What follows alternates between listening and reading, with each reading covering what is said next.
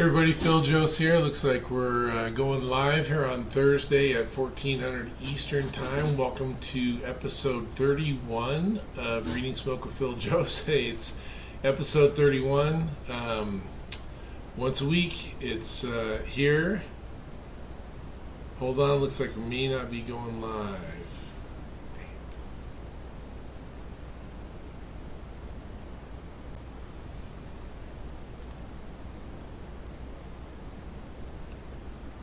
All right, looks like, maybe I'm a little late. We're going to see if the stream actually goes live here.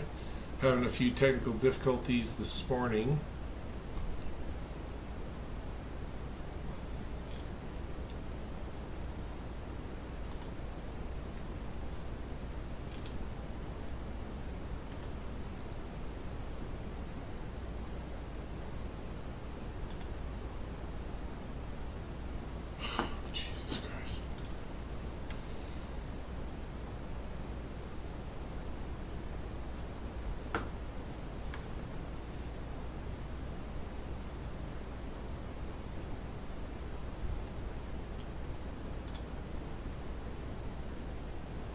Okay, we're live. Hey everybody, welcome. This is Phil Jost, episode 31, and I gotta tell you, I had a little technical difficulty going live this morning, so I'm late, but here we are. Episode 31, it's hard to believe. For me, it's been 31 weeks in a row. New content here every Thursday at 2 p.m. Most of the time I'm live. Once in a while when I'm on the road teaching or something, I'll have a recorded session, but we're live today. And a few people who are joining me live, thanks for joining me. Go ahead and hit me up in the chat if you want. New subscribers this week: Doug Palmesi, Nathaniel Oliver, Scott M, and Colin Pritchard. Hey, thanks for coming on board to the Reading Smoke Nation. And as we talk about this fire from the Baltimore Fire Department, thanks. Shout out to WBAL TV in Baltimore. Found the clip originally through Statter 911. If you haven't been there, like I say all the time, go check out his stuff. He's got great stuff on there, the newest, the latest, all this kind of stuff. This is, I think, from a while back. I don't remember when, but let's get going. And we're going to see a nice fire attack here pretty quick, and they're going to get the water up in here. Let's look to that. We should see that they had to cut this door open. You can see this one's boarded up. Did a bunch of training in Baltimore, maybe, I don't know, 7-8 years ago. We're doing air management training there. We worked on a lot of these row houses that were boarded up. So I don't think it's all that unusual for them. But you're going to see this line's moving in pretty expeditiously, getting fed at the door, and they're going to make it upstairs, and we're going to get water on this. But while we're waiting to see that, we want to read the smoke and read the building. As always, we're looking beyond this, right, to see what else is going on. Some pretty significant smoke in the back here, which is telling me that there's a hallway here. It's open, which, you know, with the boarded up place, that's probably a pretty good bet. Anyway, you got some smoke coming out of this hatch right here, which is probably from this unit next door, and from these pipes, which are also from a chase, also over the unit next door. Then in the back, we got a hatch over the fire occupancy. It's got more smoke coming out of it, but not a ton of smoke here because it's getting mixed with good oxygen. We have a really nice clean mixture. There's some smoke coming off, some high velocity, thin, black, and fast, right? Thin, black, and fast, close to the seat of a well-ventilated fire. But back here, whites and browns in the grayscale as well. And we're going to watch is just keep an eye on, once you start seeing this fire attack underway, watch what happens with the rest of the smoke. Now, obviously, we don't normally have a good view like this from a helicopter or a drone.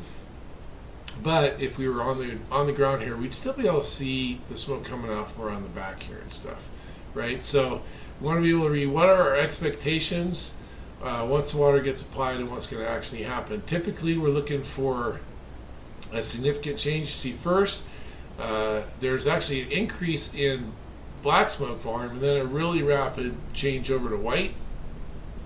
clean, pristine, dissipating. That's about as clean white as you're going to get right there. And you can see it's dissipating, but copious volumes because of the water application, and the transition to steam. And we can look and read back here now. We're still getting some significant velocity, some good turbulence back there for a period of time, but we're watching and look at how that just drops off. Let's go back, keep our eye focused there as they make this fire attack. I'm going to go back even a little more. Okay, notice we do have turbulent, thick, brownish gray smoke coming out back here. Some of it's filtered probably. Maybe even have the windows covered back there with OSB like they did in the front. And we're going to watch back here after this fire attack happens. Let's keep an eye on that. We have some good velocity that we see within, I don't know, what's that, 6-8 seconds. We switch all the way over to clean, pristine, dissipating white. Some residual color there, but mostly white. Okay. The other thing that we should see here is we would anticipate if the fire hasn't extended, or if there's some separation here, that the smoke would drop down on this hatch and on these pipes. And notice already there's not a lot of smoke coming out here, right? There's just some, but we know if there's smoke coming out, there's heat getting pushed there, and we could get extension if we're not on top of it fast enough. So once they get this fire attack underway, we're going to want to see from these two areas, and we can keep an eye on that one too, what happens to the volume, velocity, density, color. Our anticipation, right? Our expectancy is that it's going to go down or diminish completely as they get this fire attack. They're just killing her with that line in there, and doing a great job. And so we see now that there's a little bit of white smoke drifting out of here now, but there's really nothing pushing. And I don't really see anything out there. Maybe once in a while you get a little bit of a wisp, but no push. All white smoke here, a little bit of color in the back, but not much. And a pretty significant impact that they've had with their water supply, right? Or with their fire attack and the water they're putting in there. All right, so now we're going to watch. Firefighter started ventilation early, but the engine was just quicker. And we're going to watch as he cuts this hole open. Once he removes this covering from the roof, we're going to see a change. The volume's going to completely go away in the back. The volume's already on the decrease, right? I mean, the total volume of smoke and the color is all on the decrease, pretty steady decrease. But as we watch, he's going to pull that roof vent open, and we're going to see the smoke from the back of the place almost completely disappear.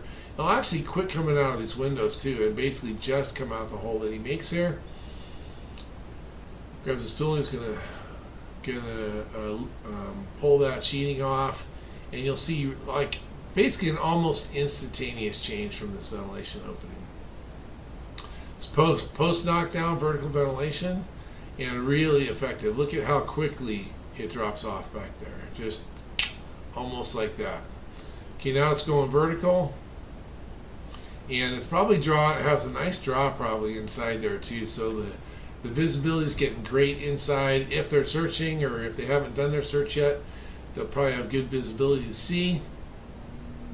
And we're going to see as this finishes, you just see the total volume has just gone away from this plate. They really have done a nice job. There's some work here to do, overhaul and things like that. But within not even 4 minutes, right? I mean, look at this, 4 minutes after they started that fire attack, from here, right, to here in 4 minutes. Okay, that's what water application will do for you. A little bit of ventilation and following it up. And looking at these things, having our expectancies. What do we expect to happen? How long do we think this should take? How long does it take to get this line up there? Once they hit it, what do we expect to happen? What actually happens, right? What are our expectancies?